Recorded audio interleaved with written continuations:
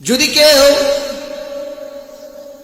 মনে করে আমি সুন্নতের উপর আমল করব না, সাহাবে কেরামকে সত্যের মাপকাঠি মানব না,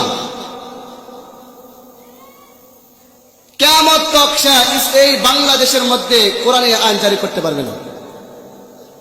পক্ষান্তরে যদি মিয়া মিয়া সাহাবে কেরামকে মানে, সুন্নতের মিয়া মিয়া অনুসরণ করে, সেই ব্যক্তির দ্বারা যদি চেষ্টা করে, কোনো না কোনো একদিন দেশের মধ্যে ইসলামী হুকুমত কায়েম হবে।